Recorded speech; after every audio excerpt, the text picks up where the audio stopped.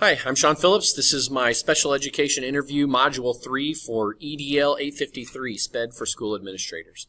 For this assignment, I interviewed 3 different people. The first person I interviewed was Brent Smith. He's the assistant principal here at Tonganoxie High School. He is the administrator that I work with the most. He's my evaluator in my building, so I know him really well. He helped me out.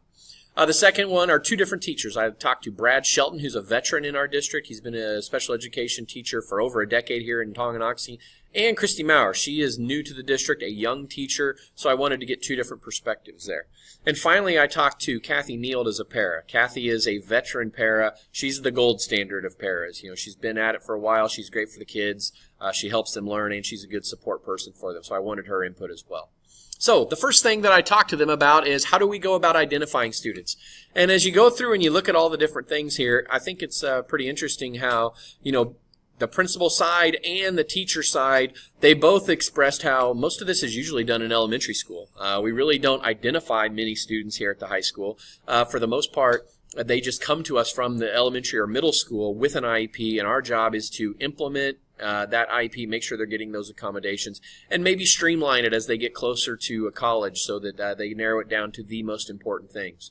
On the para side, Kathy Neild, she actually talked about some of the procedures within the elementary school or younger ages, let's say, how the Parents as Teacher program can help identify students that might be lagging behind a little bit.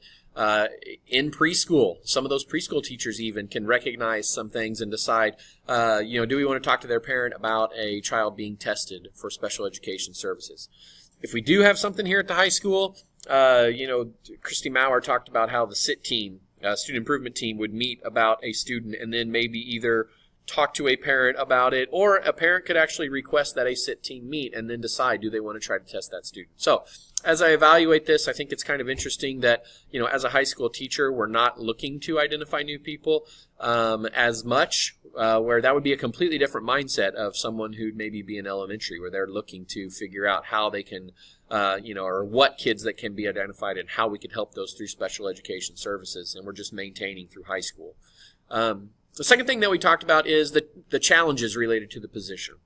For Brent Smith, it was staff related by far. So there are very few special education teachers, and the para pay is not large. So a lot of times hiring quality staff is difficult. Most teachers are general ed, and if they're general ed, they don't necessarily apply for special education. So finding good quality staff is essential, and if you got them, you got to try to keep them.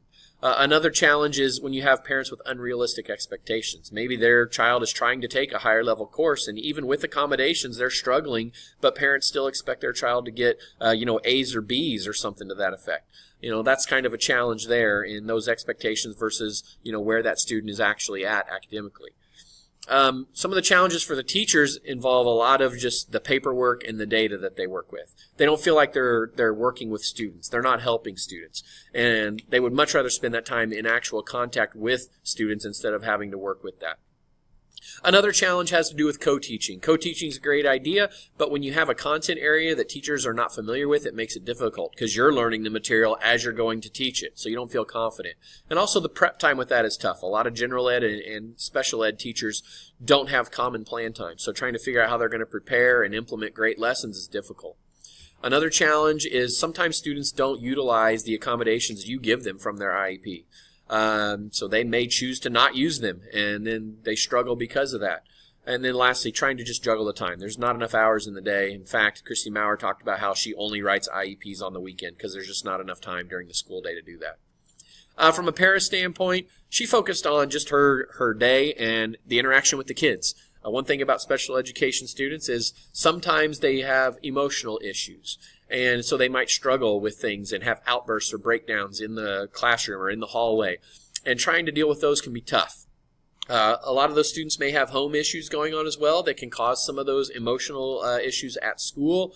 So trying to be supportive for them is a challenge because you want to try to have them be in a good state of mind for class so that they can be successful. So as I evaluate this, I think one of the key things is as an administrator, you got to think about your staff. First, like Principal Brent Smith said, I got to find great staff, and I got to try to keep those. Second, when I talk about it from the teacher standpoint, I've got to realize my special ed teachers that I hire, they've got to be go-getters because they've got a whole bunch of stuff they got to do, from paperwork to co-teaching and all that.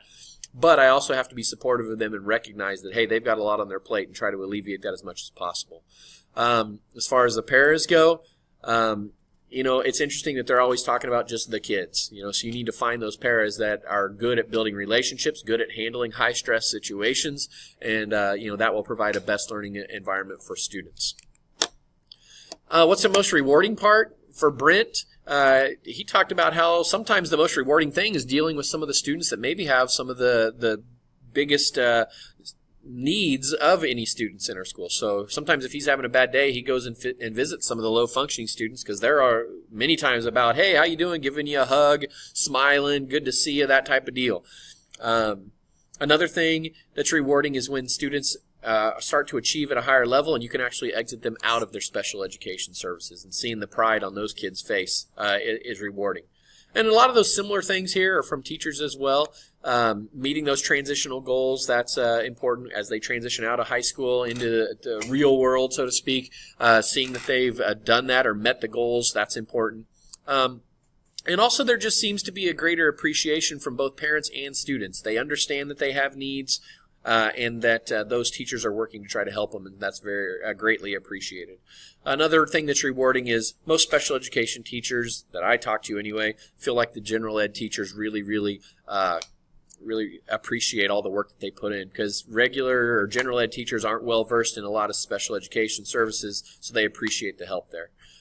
From a para standpoint, her reward is all about the kids. When they smile because they are successful, they get something, or smile because they're having a good day.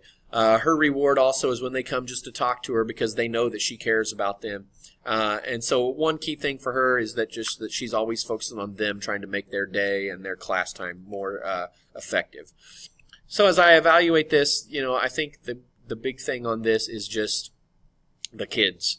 What's rewarding is when the kids succeed. And a lot of times we get tied up as teachers into things that are, paperwork and different things like that. But if kids are being successful and they are demonstrating that they're capable of handling the stuff that we're putting in front of them, and they're approaching it with a smile, having a great day, then I think we're doing a great job, and we should think of that as a rewarding experience. Advice on supervision. Well, I think some of the biggest thing here on the advice on supervision, a lot of it has to do with paras. And for paras, many times paras are evaluated by special education teachers. They're never evaluated by principals. The problem with being evaluated by special education teachers is that lots of times special education teachers do not actually work in the classroom with paras. So they're relying on secondhand information from teachers and things like that.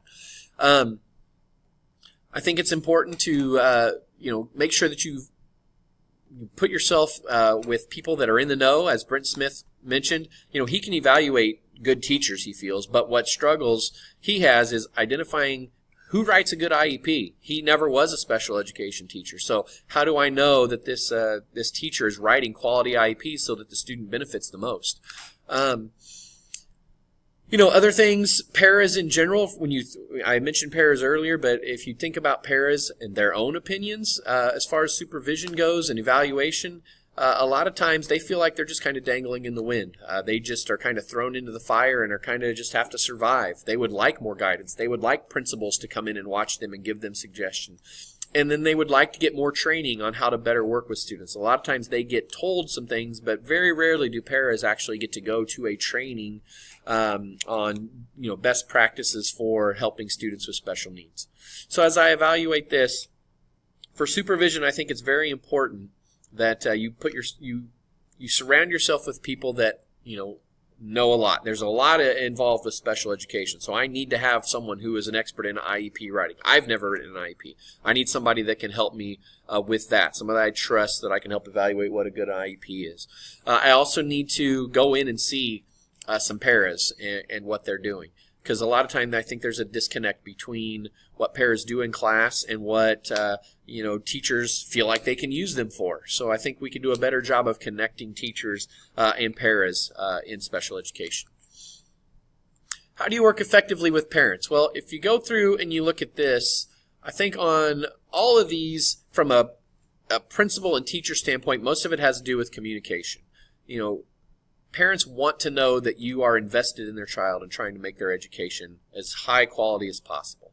So you can do that by being involved in the IEP, like Brent Smith says. You could, administrators have to make sure that IEP is being followed, and then communicate.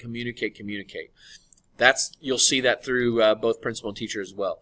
Good communication leads to less issues.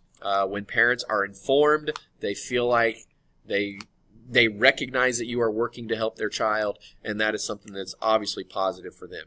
One way to do this, Christy Maurer said, that she always makes positive phone calls early in the year. When she makes positive phone calls, that builds a relationship with parents, and they know that you're looking out for the good things for their kids.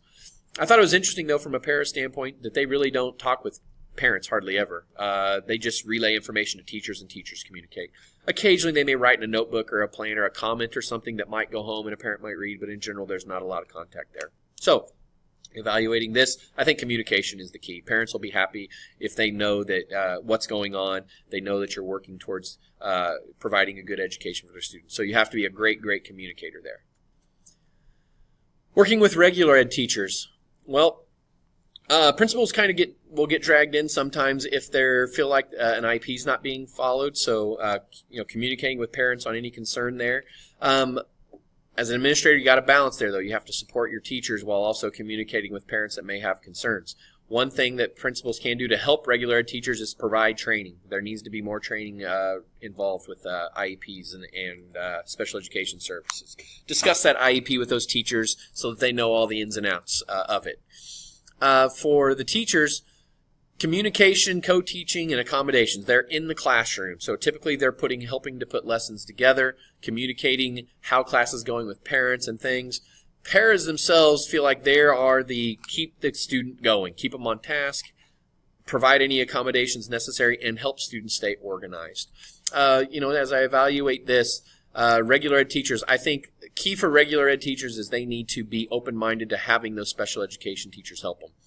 If they help them and listen, communicate with the principal, and understand what all is going into the education of special needs students, then it'll be productive. And then have those quality paras that are going to help you meet those goals. What advice would you have for a first-year administrator? It's basically about supporting special education services. So for a principal standpoint, go to IEPs, be supportive of programs. Teachers want special education set as a priority where teachers need to come to an IEP. As a principal, if you stress the importance of special education, your staff will follow. And I think that's a key thing. I think a lot of special education teachers feel frustrated because they feel like maybe they're an afterthought, even though it's a legally binding document, an IEP. I think they still sometimes feel like they're not always welcomed with open arms all the time. From a para standpoint, as a first-year administrator, Kathy, again, was talking about kids. Get to know your special needs students. Talk to them in the hallways. Treat them exactly the same. As I go through and evaluate this, one of the key things that I noticed here is discipline and treating the same. A lot of times special needs students maybe get a pass sometimes on some discipline issues, but Christy Maurer actually suggested, these students need more structure sometimes than your regular ed students. So being consistent with that is actually very important. So stressing special education and being consistent, I think, is key. The role of administrators and SPED teachers, well, administrators basically set the framework by setting up the staff, training, communication between all parties. Teachers then start to bridge the gap between special education services and general education, try to put together those quality lessons and accommodations that will be effective. And paras, their role, they think administrators is just to supply support, and teachers, their job is to kind of personalize the education. So evaluating this, it's a group project. We're all going to have to work together in order for it to come out well. So, characteristics of aspiring administrators. Okay, communication is a key one. Understand that you got to build relationships. You're going to put in a lot of time. That's what principals say. But then from a teacher and para standpoint, they want to be supported. They want someone that listens, somebody that they can trust, someone that really emphasizes SPED. So my future as administrator, I want to make sure that I'm a great communicator. That way everybody's on the same page. Second thing, I need to stress the importance of paras. Those paras need to be paid well, and we need to keep them. I need to set the tone that special education is extremely important, and that way my staff follows. I need to be informed about laws, that way I can help the staff. And finally, I need to be active in supervision so that I can help both teachers and paras become better educators for their students. I hope